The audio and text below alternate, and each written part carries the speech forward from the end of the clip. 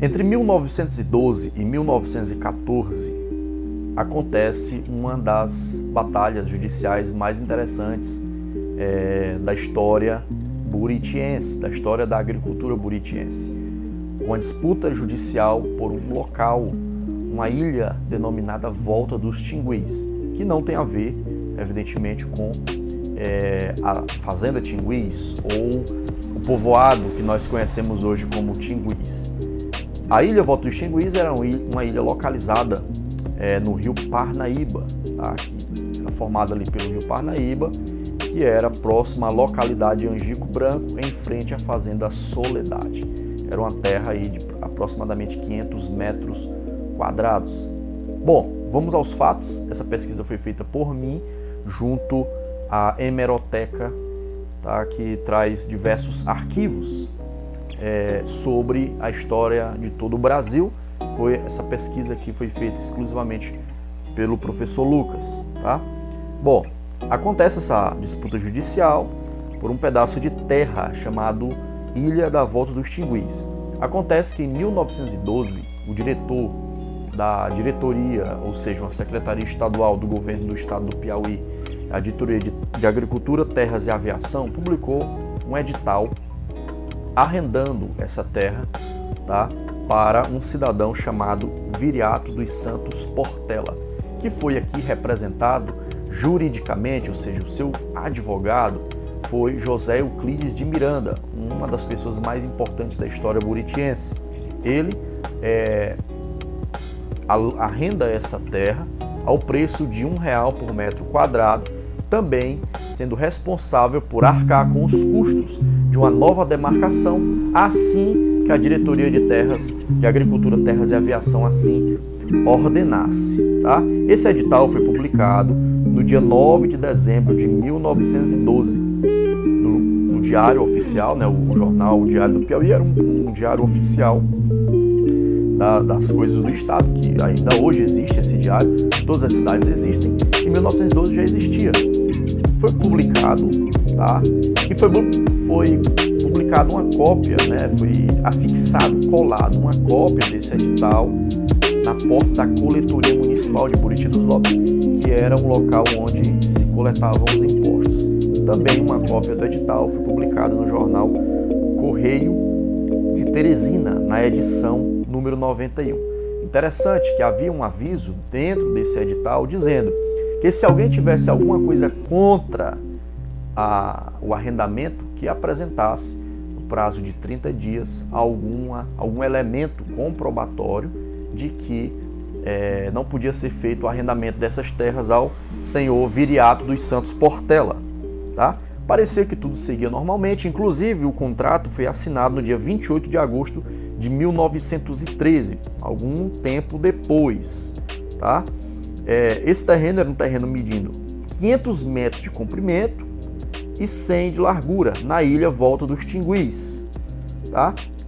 Aí que entra um novo personagem nessa história interessante, que é um cidadão chamado Felicíssimo da Silva Porto. Tá? Felicíssimo, ele entra com uma reclamação formal junto ao diretor Antonino Freire, afirmando que as terras que eram denominadas Ilha da Volta dos Tinguis eram terras que já estavam em sua propriedade, vazante e as terras ao redor, e que na verdade nem mesmo era uma ilha, e que o nome não era Volta dos Tinguis, e que nem mesmo era, tá, uma ilha.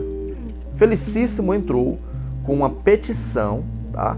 Ele fez uma reclamação no dia 24 de agosto de 1914, um ano depois da assinatura do contrato. Tá?